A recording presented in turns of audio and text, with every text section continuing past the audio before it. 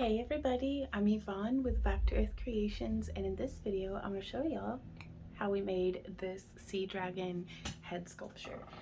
So this can be worn as a crown with some like 1-inch elastic kind of put on there like so, and then of course like styled up into it. Could also be used, modified slightly, into the top half of like a dragon puppet if you put something through those loops there that you can like hold on to. But also we have it to where you can just hang it on a wall. This one, well, let's go ahead and get into it. For the base of this, I've used the ram and gazelle skulls from Crazy Bones. Links to everything are down in the video description. I just hot glued the ram horns onto the gazelle head as shown. We removed the lower jaw piece, but that was off camera. Now here I've made a starfish out of UV resin from a homemade mold, just using a 2-part mold putty and some UV resin and a starfish. And then heating it up with a glue gun. Heat gun, sorry. I wanted to heat it up really thoroughly so that the resin almost behaves like a thermoplastic, and I was able to shape it over the skull cap. And now using hot glue, I'm going to tack the starfish in place. And all of the hot glue that we use is just to kind of temporarily hold things on, just because we will be going through and sculpting over it with the freeform air. One of the legs had broken off, so I went ahead and boop, just snipped the other one right off as well. There we go. There it goes. But yeah, so I didn't really have an exact vision in mind. A whole lot of this is just the joy of sculpting and just kind of making things. Here we have some little resin horns that we had cast for selling out of our booth whenever we go around to like conventions and festivals. But these ones, a lot of them were kind of mispours, or just we hadn't sanded the bottoms yet, or they were experimental, or the tips needed some work. And the glass baubles that you'll see we made in our home kiln, and then just baked some cosclay, some glow-in-the-dark cosclay onto the back of them for I think 275 for about 20 minutes to get that fully cured in our oven. And then using some hot glue to tack on some natural seashells. And again, the hot glue is just like, it holds my life together, but I'm not relying on it.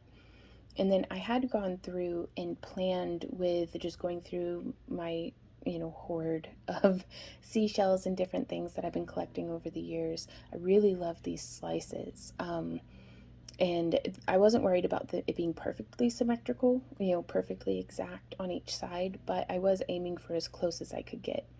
And again, globbing on some hot glue. And this isn't like high temperature hot glue or anything like that. It's just as basic as it gets, but it's great because if I put something on in the wrong spot at this point, or if I change my mind, it's very easy to pop off and remove. And then we're just positioning everything and getting some general ideas. You can see I've already changed my mind once about where we're positioning these horns. And I use the Smooth On Color Match Quick Cast, I think. Oh, I don't know. I can't see from here. It'll be linked down below. But it was a Smooth On like quick cure resin that is translucent, so I was able to add that like blue Pearl-X pigments to it. And then these smaller ones, I just used a little bit of alcohol ink and some opal flakes. And some more hot glue. But I really wanted to, I don't know, make it look like a deep sea creature that knows more than it ought to. And the little glow-in-the-dark baubles just make it like, so good. I love it. And if you like these glass baubles, we do send them out in our monthly subscription kits, as well as sell them on our website. But I really love getting to make them, and I'm definitely gonna experiment more with putting glow-in-the-dark clay on the back of everything, because we'll see a little later. Now here I'm using a 5mm Silly-Winks foam. You could use any kind of like cosplay foam or anything like that, just in sheets. But I'm just marking through roughly with an ink pen to get the silhouette. Because I'm going to, since we removed that lower jaw piece and it's all just like rough looking on the back side. I wanted to seal off the back and make it look a little bit more complete, but also keep it very lightweight. And this foam does a really good job. Like, it definitely ticks the lightweight box, and it's pretty durable, especially once we've gone over it with the freeform air and stuff. So my very jank craft knife needs a new blade, but that's fine. So something I do wish I had done initially was to try to make the sides of the skull more symmetrical. But I was kind of just working with what was already there, because oftentimes I'll get overwhelmed in a project and be like, so, if I'm making my own armature out of like foil and wire and stuff, I get overwhelmed. But using these pre-made skulls, they were like 20 bucks on Amazon, I think, at the time of recording. And so it was cheaper than it would have been to have used clay if I had just used the freeform air. And it gave me like some training wheels, is how I felt. It gave me the confidence to just do the project. So there are no rules with stuff like this, you guys. Like, no rules except for our own. And I just went through with the hot glue and trying to make good adhesion, and then trying to smooth things out as much as possible. But again, none of the hot glue is going to be visible at the end of this, so it is just for tacking things together. Though I do use it as filler quite a bit as well, but we'll see some more of that also. I have just a little cup of nothing but water that I like to dip my finger in to kind of spread that hot glue and to help it cool a little faster. But if I've got quite a bit of it, I do like to go ahead and smooth it and smush it into shape. And now I'm trimming away just a little bit excess. You can always trim more away, but it gets tricky trying to add more foam on with things like this. And I wanted to do a little bit of like a triceratops, or aliens with like the Scott Ripley aliens. Is it Scott Ripley? I'm not good at names. Anyways, but like how the Queen aliens had like that big like thing behind their head. I wanted a little bit of that effect, and so just tacking things on with the hot glue, and then here trying to get a good match on things, I again get pretty overwhelmed. So I'll just grab 3 or 4 that are similar, and then pick from those 3 or 4 the 2 that look most like each other, and then tacking them on with some hot glue. I do big globs, that way it stays hot for a while, and that way I can, it's cools slower being a larger glob, so I'm able to make some little adjustments and things, and then I just top it off with, more hot glue. That's okay though. So the next step, I added in another just rough cut piece of the 5mm foam to give us a little bit more structure, again, to build this next layer of the crown on top of. And I got a little heavy-handed with the hot glue in this one, because it would just, everything was suffering the effects of gravity. So I just used more scrap foam to prop the ends of these shells up to try to keep them, you can kind of see here, I wanted to keep them kind of on the same plane as each other, and the scrap foam worked perfectly for that. Once that layer of hot glue had set up, then I'm coming in, globbing on some more, and positioning the final piece of this stage of the crown, and propping it up with some foam. And then another bauble with the glow backing, which I just loved. Like, I loved this color of teal too. It was a turquoise transparent 96 COE glass from Art Glass Supplies that we just capped with clear and layered. Some of them I layered in with some teal sheet glass as well. So now I'm starting in on the freeform air. And this stuff I love working with, but it can be a little tricky because it behaves differently at different stages in its cure cycle. So initially, it's a 1-to-1 ratio by volume of mixing, so I just get it mixed together. I should have put down some wax paper or something because I totally goobied up my cutting mat, but that's fine. Here in its initial, once it's first been mixed, I find it is so fluffy. It is like marshmallow fluff, but it sticks into things really well, and it sticks to itself really, really well at this stage. But this isn't necessarily whenever I like to add details because it's a little too impressionable, but it's my favorite for just slapping it down into shape in these points. And here you can see how the left side of the skull, when we're facing it, has that little protrusion of bone, whereas the right side does not. And I should have gone through and balanced that out during this stage. Like, I could have cut the foam to be more supportive, and but this was my first dragon skull to sculpt since I did my Spyro the Dragon costume back in, like, was that 2018 or 2019, I think.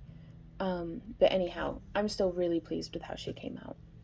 And just going through with the freeform air, just smushing it in, not worrying too much about the details, just trying to get all of that hot glue covered.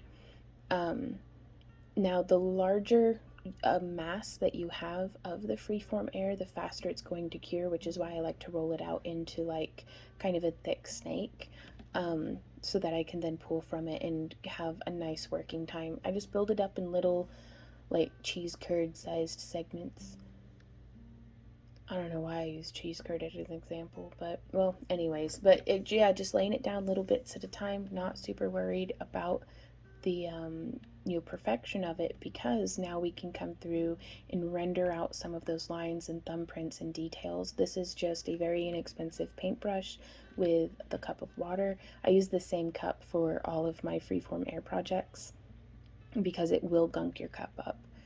But I'm using that paintbrush to apply water, and then I use my fingers quite a bit as well, but I like the paintbrush for finer detailing. But again, at this stage, I'm not worried about adding a ton of detail. I just want to get the rough shapes shaped out and all that hot glue covered. And it's so satisfying to work with. Like, the price can be a little daunting, or at least for me, the price can be pretty daunting with the freeform air, but it lasts a lot. It stretches a lot farther than I thought it would, and it's such a joy to work with. So totally worth it, and it's so lightweight. Like, I have not weighed this final, like, the skull, like the final sculpture, but it's not the heaviest thing I've ever worn on my head. So, but it's I'd recommend it, 100%. Just going through, painting out some more of the fingerprints, and now I'm adding some very irregular size 6 seed beads using a porcupine quill. Now, I've let the clay cure quite a bit, so it was a little stiffer but still kind of sticky. And now we're going through and painting some 40 by 30 millimeter glass cabochons. A good bit of the applying of the seed beads happened in our sculpting a dragon head live stream, or sculpting dragon live stream. It'll be linked down in the video description. Now here, this is something I had not tried before, but I'm just using one of my wire brushes that I use with polymer clay to do the scratches on the dragon eye, and I just loved the effect that it gave, and it was very speedy, which I liked.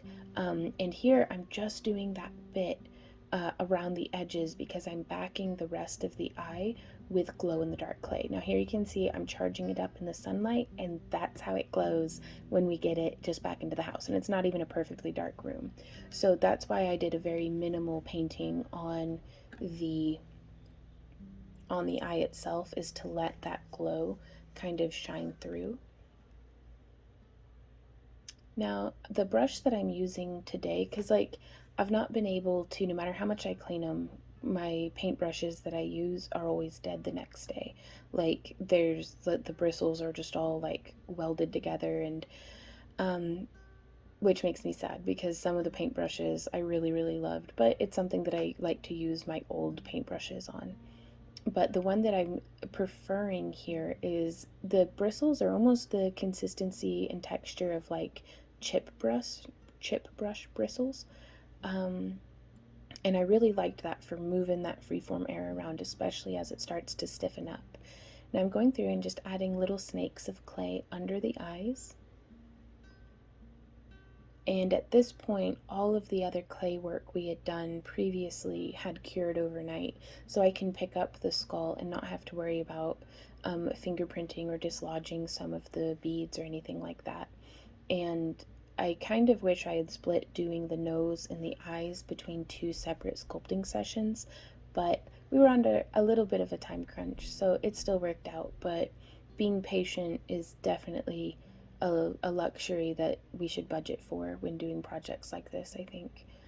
And so adding some big, like teardrop size globs for the nostrils, and just blending out those lines with another paintbrush. And I really like using my hands on this size of sculpture because, like, I'll use my thumbs or my middle fingers on either side, and it helps me feel confident about the symmetry. And that's how she's coming along. Now, also the freeform air sands really, really well. So a lot of the times I won't worry too much about, getting everything perfect because I could just sand and remove more material that way. Now, we do have a separate video coming out showing how I sculpted the originals of these teeth, and then how I cast them with resin. But that's basically what we did. Is I sculpted the teeth with Cos clay and baked them in the oven, and then we made a mold, and then I cast them with what kind of, more of that smooth on brand, like Color Match Quick Cast or whatever it's called. You could use any resin for this, but I wanted something that only, in 10-15 minutes would be cured. And I really like them because they glow in the dark, you guys. Like, I love glow in the dark everything, and just that the teeth glow made me really happy. Now, here you can see the nose has not cured yet. And so I keep, like, kind of smushing it and bumping stuff and, having to be really, really careful. And I like to not have to be that careful. So now here we are on, I don't even think this is the next day. Is this the same day? I don't know. Time is a construct, and this was such a blur. But we are just mixing up another batch of the freeform air. And it gets my gloves so, like, nasty, and it sticks to itself so well. So that's what I'm doing, is I'm just dipping my fingers into the cup and kind of, removing all of that freeform air from my gloves, because it keeps the gloves usable, and, it kind of avoids that problem. Now I'm just smushing some little snakes of freeform air around the teeth after the hot glue is nice and cool. And then doing the same thing on the other side. And again, whenever the freeform air is first mixed like this, I just worry about getting it down into place. I'll worry about rendering out the details and things after this has been taken care of. So let me know down in the comments if you have used freeform air in your own work, and if you have, what did you think of it? But also, what would you recommend? Like, what's the product you would have chosen for this project? And so now I'm just using some water on my fingertip to blend out where, I guess, the gums join into the rest of the face. And now I'm building up some, okay, so the nose has cured at this point because I'm building up some different low areas to get it to be a little bit more symmetrical. And sometimes if the freeform air has cured a little too much, the new stuff that I'm adding, it'll kind of pearl up and be difficult whenever I'm trying to blend it in. So that's an instance when I'd rely on sanding. So yeah, just going through using that stiff bristle, like the chip brush style bristle paintbrush, to push the gums up around the teeth to where it looks maybe a little more crocodilian. Like, I don't know, I really liked the look of it. And then I blended out the details a little more. And here I did want to cover, the plastic of the core skull. And I was experimenting a little bit with just adding like a big slab and then trying to spread it out. But I was getting close to the end of the working time on this freeform air. And so I was starting to get nervous, but because I always mix too much and I was on a time crunch. And so I was like, I need to ration what we do have. And so for the other side of the dragon face, that we're working on, I ended up smushing all of my freeform air quite flat and then tearing it off into little like scale-sized pieces. But we'll get to that in just a sec. So yeah, I'm still just building up kind of the shapes and trying to blend it all out, as much as possible. Filling in any gaps. rendering out fingerprints and cracks and creases and different things.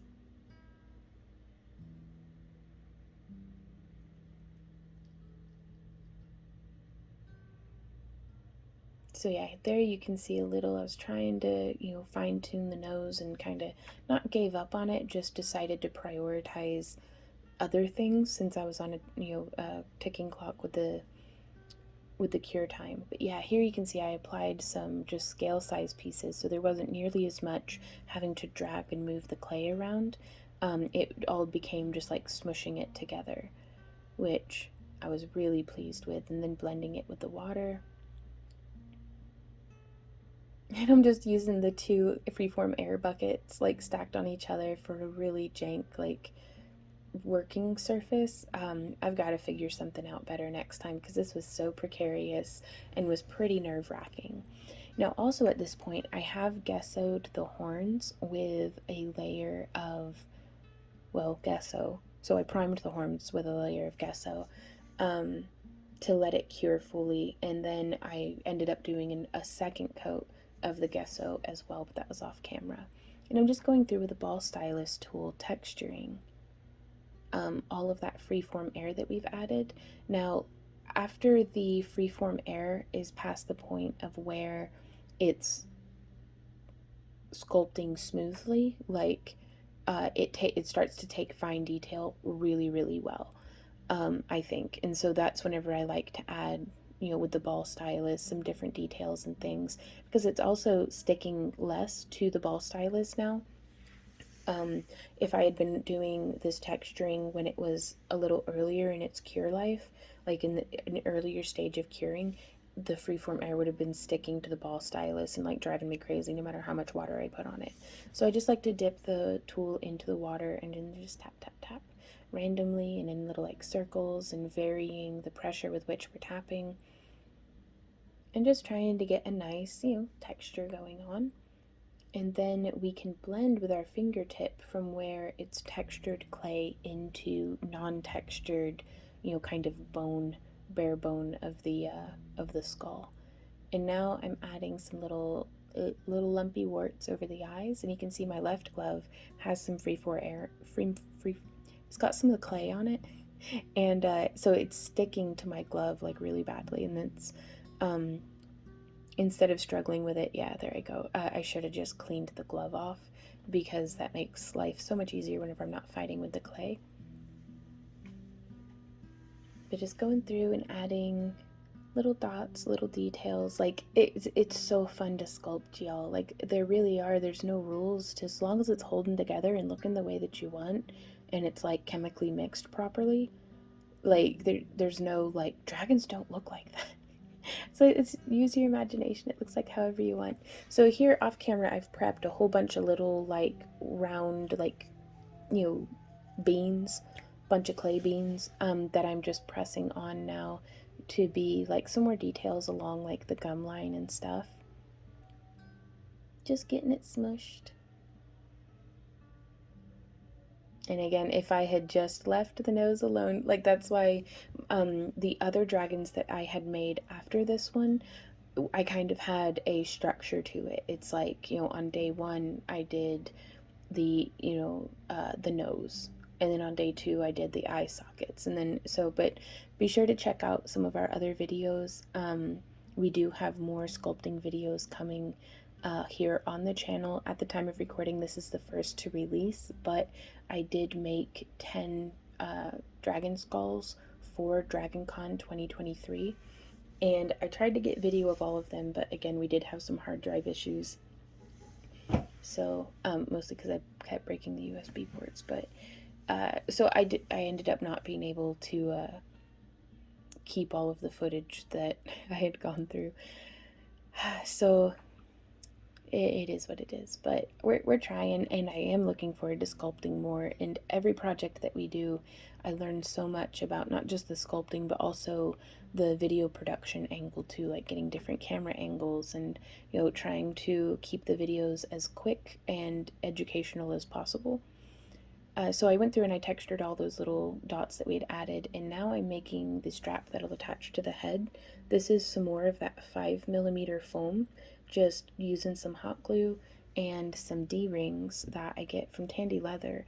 They're the same ones that I use for like strapping whenever we're doing leather armor.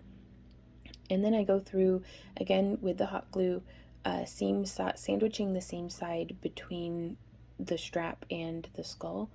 That way that adds a lot more resilience to it.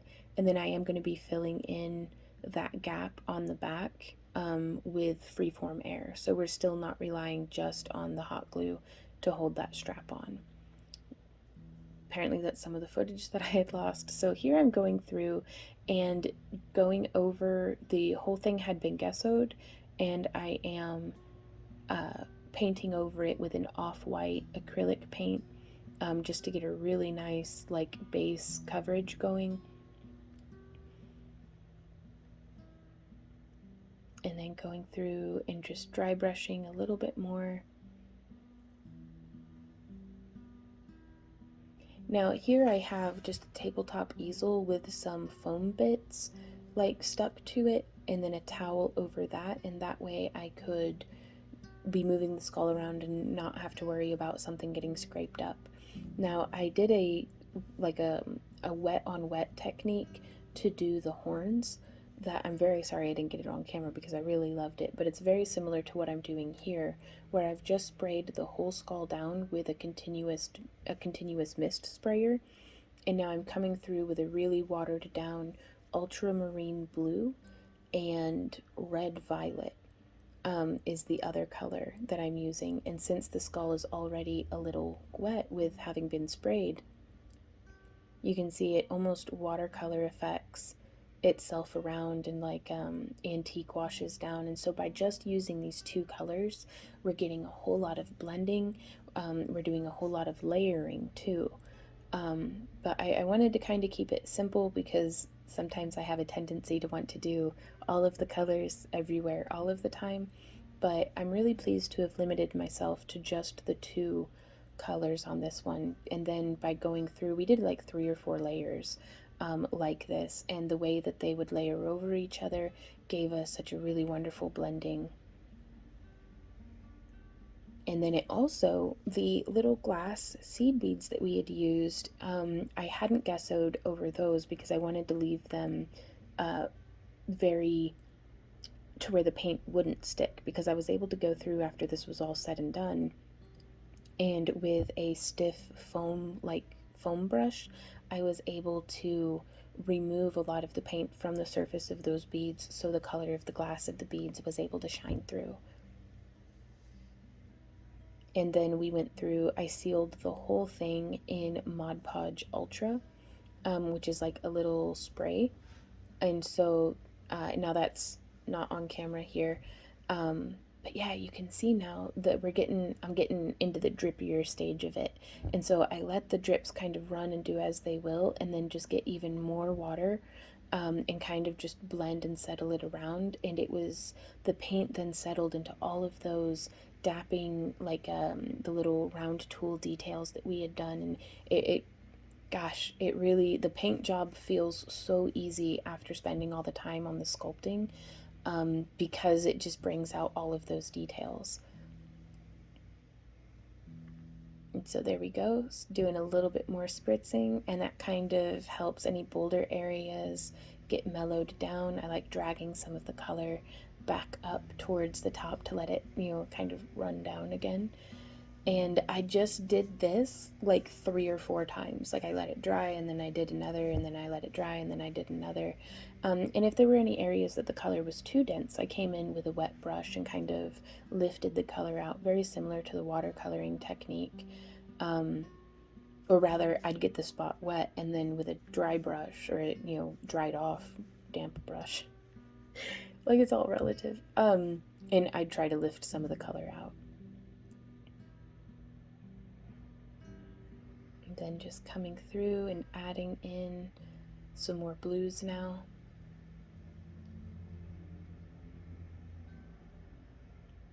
And I was so pleased and really enjoying. I was very afraid to take risks on this paint style because at this point my airbrush had broken. I had tried to force some really crappy, like dried out acrylic paint through my Harbor Freight airbrush, and as I've been doing for years, but something went on with the trigger that it won't, whenever I stop applying pressure, it keeps blowing air. So I'm going to have to take a closer look at it. But at the time crunch was on, and I was like, guess we'll try something different. And I'm kind of really glad that we did, because I may not have tried this technique. You know, I would have just airbrushed it in the very similar colors, but I think it would have come out almost completely different. But that just means we'll have to do another one in the future and see how that one comes out. And now I'm just going through removing all of the masking tape, and because while things are still damp like this, because of course watery paint did get underneath all of the masking tape, but it did make it easier to clean it up at this stage too.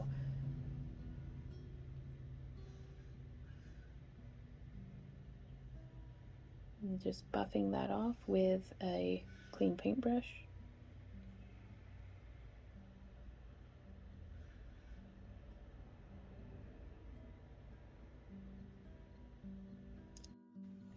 And this is how she came out.